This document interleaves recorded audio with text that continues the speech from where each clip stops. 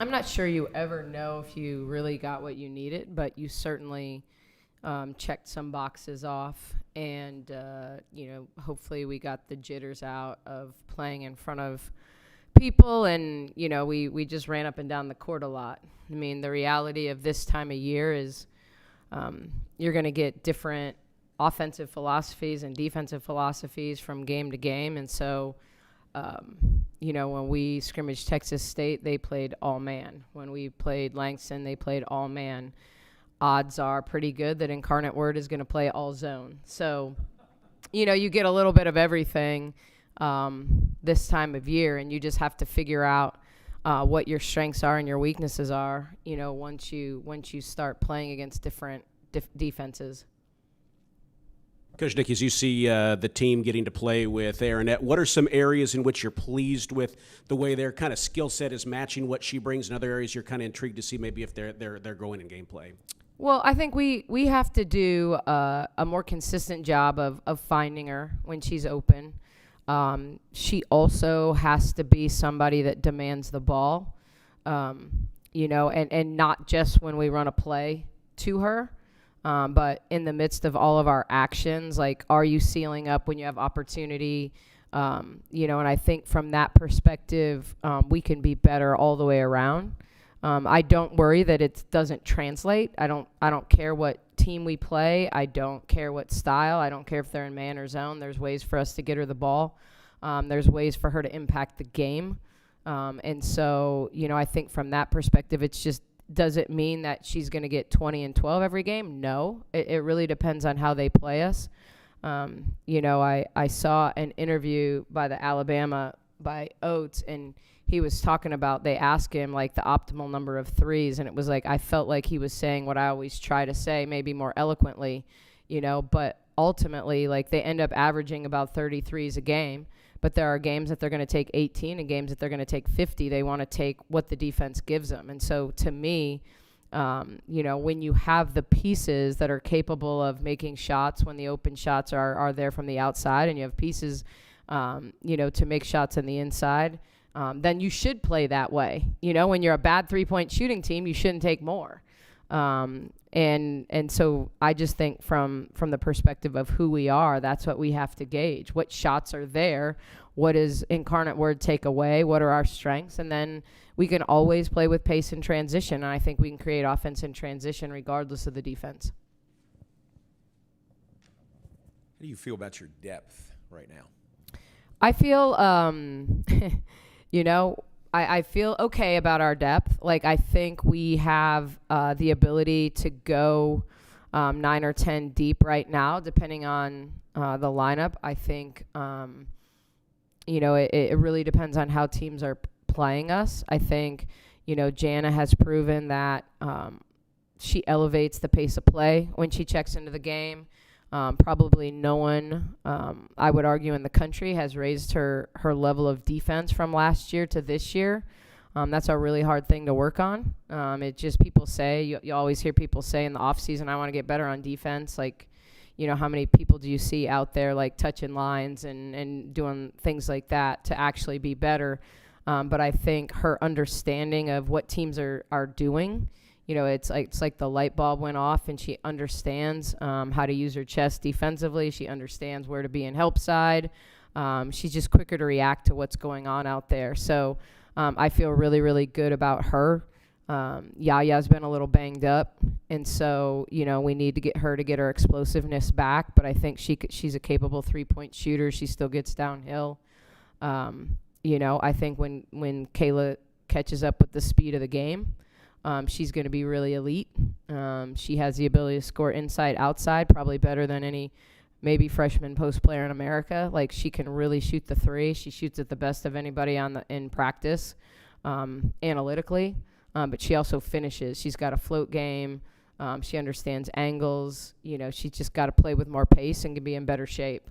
And I just think we're starting to see something out of Kyla. So, we need to see it in real games, but I think no one has just improved in terms of her daily consistent effort, the up and down, the good practice followed by 3 that she looks like she doesn't want to be here, then Two, that she looks like an All-American. Like we've had really consistent effort and output by her. So I think from that perspective, you know, I feel really good about that group. You know, so we'll get to the point where, depending on shifting lineups and things like that, you know, it's hard for me to take Bugs off the floor. So that's always my greatest challenge is because the tempo that she creates when she plays makes us better. So she's the one that we have subs for, but it's hard. Her energy just changes the game.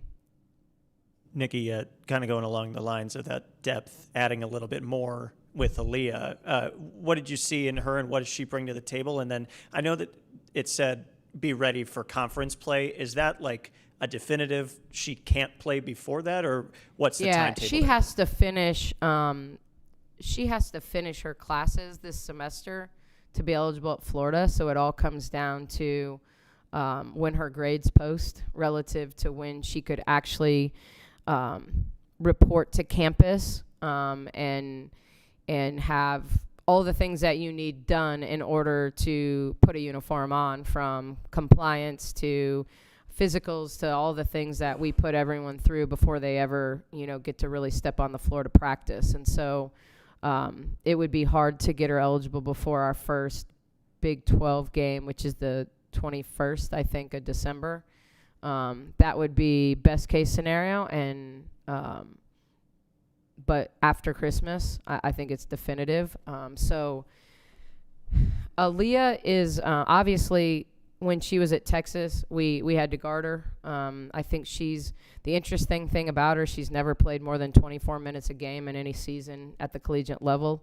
Her best shooting year was when she played at Texas and had really elite bigs with her and took really good shots. I think, you know, her production per minute played might have been the best in the country last year. When you think about almost 20 points a game and 24 minutes a game, that's pretty significant contribution. I think she's had a tendency to get in foul trouble, which might keep her minutes down. But ultimately, at 2.7 steals a game, she's someone that's going to give us another, like, really, really elite pressure guard like we have with Jada. But also a playmaking guard, you know, and I think Sarah's one of the really, really special players in the country. I also think Sarah's battled injuries for 2 full years. And so, you know, like her getting her bounce back, Sarah's an elite shooter, but being able to put pressure on the rim, being able to get a piece of the paint, you know, we haven't seen the last year and a half since, you know, with all of her injuries. And so this gives us another playmaker to create shots for herself, to create shots for her teammates, you know, and so and someone that can be really, really elite defensively. And in a league full of really good offensive players, having players that can get after it defensively and want to get after it. I mean, the one thing when you watch her, there's a tenacity about how she plays. You know, she's not going to back down from anyone. So for us, you know, as many people as I've had on the bikes instead of running sprints, to me, that just says, I don't want this team to be put in position where we have everything we need and suddenly we don't. And certainly it has nothing to do with the talent that's in our locker room right now. I feel really good about our team, our bench, what we have. But I do worry about injury. We don't have Inez available. We don't have Madison available right then and there. You're at 10. You know, Wise is just figuring things out at this level. I think eventually she's going to be really, really good for us. But it's going to take her time to understand this level. And so, you know, having another body, like right now in practice, I have a hard time fielding 2 teams that can compete against one another, because the minute I put the starters together and we have one person out, then all of a sudden I've got 3 bigs at the 3-4-5 because we start a little bit smaller with Bella and Bugs at the 3-4. So I just think it gives us, you know, what we need to not be in position where we're like, what do we do today? You know, if somebody gets hurt, we had one practice, Sarah missed for injuries, and Yaya was frustrated, and Madison was out with an injury, and then Jada rolled her ankle, and we could barely finish practice. And so I don't want us to be in that situation. And when you have the opportunity to take an elite guard like Aaliyah, you know, you take her. Nicki, in the scrimmage Sunday, you applied full court defensive pressure the whole time. Is that something you're hoping to do consistently all year, or just were you looking at that on Sunday?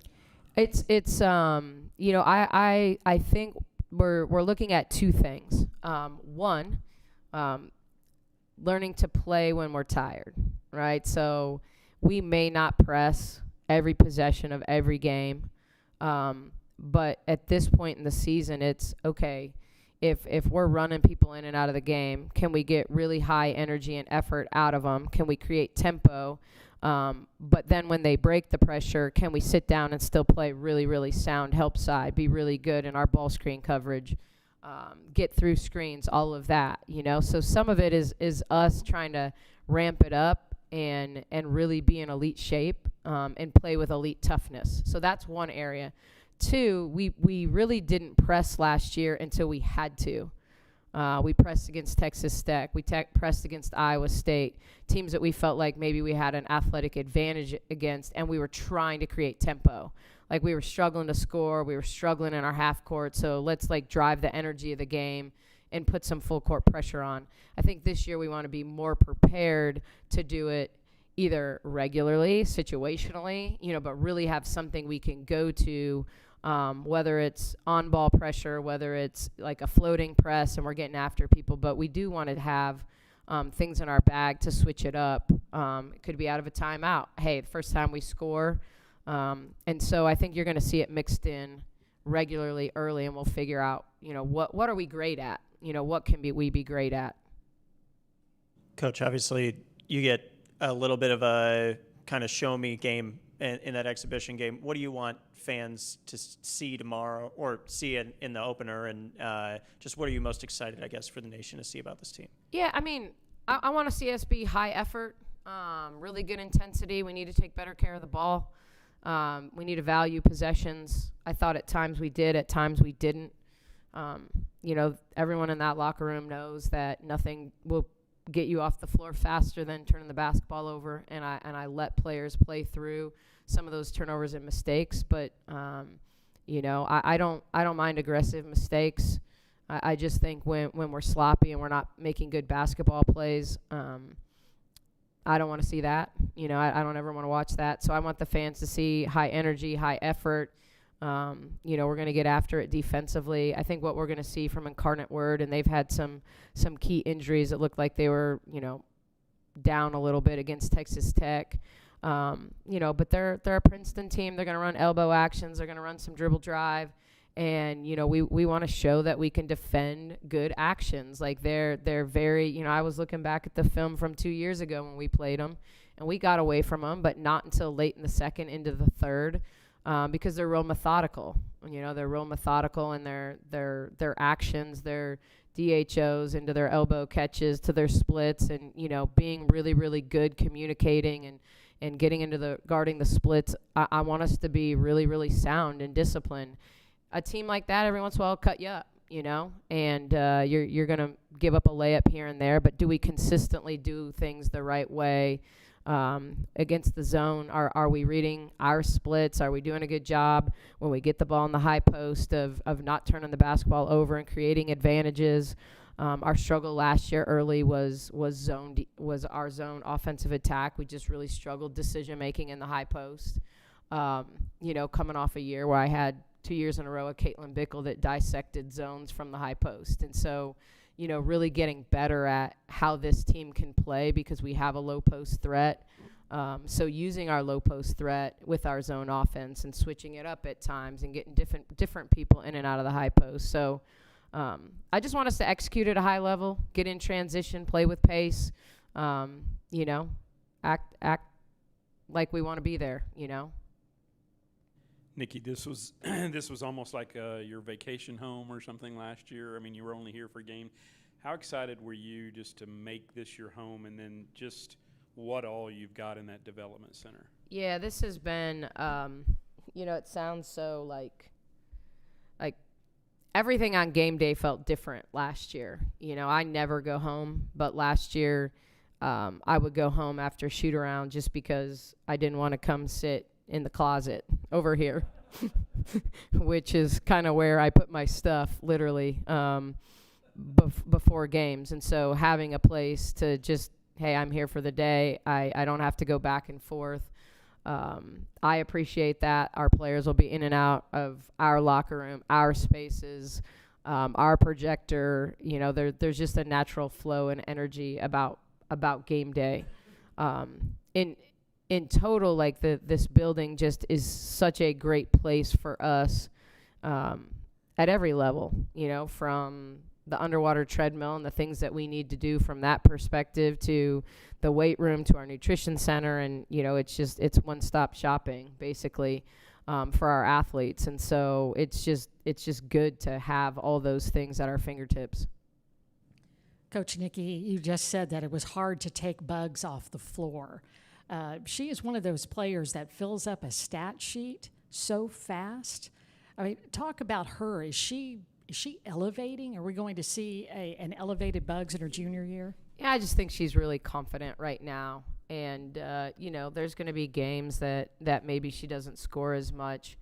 But it doesn't mean she impacts the game less. I mean, there's two things I know about Bugs all the time. She's going to rebound and she's going to run. And those two things, you know, are just so consistent that you just rely on it. She doesn't take a possession off. She's going to run the floor. She's going to rim run. She's going to go to the offensive boards. And I think where her game has really grown visibly already and seeing it out there, even in an exhibition game, is her ability to attack off the bounce and finish. You know, I think she's making threes in practice. She needs to see it going in a game, for sure. Like she's becoming more confident from there, and we're playing her at the 3. I played her at the 4, then moved her to the 3 when we subbed in the last game. She attacked the baseline and finished. You know, but I think she's playing with more strength, confidence. Out of the high post, and she just has a better feel. What we're doing, she's gotten consistently better defensively each year, understanding, now she's getting better, getting around screens. Her freshman year, she got, you know, back cut and hit around by everybody. Last year, she was really good on shooters or really good on drivers, but that kid that could do both was sometimes more of a challenge because they were going to run her off more screens, and now I feel like she has the ability to defend those type players as well. So I think her game is elevating, you know, but I think it's her confidence right now and how she's playing. You know, you've talked about the fact that this is the first year you've been able to coach more returning players than newcomers. How tangible has that felt like in practice to you? Is that something you sense, or does it depend on the day? Yeah, it depends on the day. I do think we pick up stuff a little quicker. We pull along our new players, you know, and it's like Nettie's new, but she's played in multiple systems. So I think for her, and she's smart, so she picks up things pretty quickly. And so it just, from that perspective, I think we move in and out of our pistol actions faster. We move in and out of you know, our fist reads, our ball screen reads a lot quicker, you know, so I feel like we can get to a little bit more, dare I say, intricate actions, you know, where it's not, sometimes you don't need anything more than 2-man or 3-man action and understanding what your reads are. But, you know, we now get to put a few more wrinkles in, which is fun. We didn't really use them in the exhibition game, but you know, I feel like we can get to some things like, you know, I watch so much basketball, and, you know, Danny Hurley is elite at putting stuff in, and I swear everything he steals is from FIBA. And I may be wrong, but it just, when you watch UConn play, you see a lot of the stuff that you're going to see internationally. And you just see a lot of crazy movement into the action that they want, you know, but they play with such amazing pace, sideline to sideline and on cuts. And so, you know, you don't have to be uber creative when you have really good players, but certainly it's fun to be able to do. Thanks.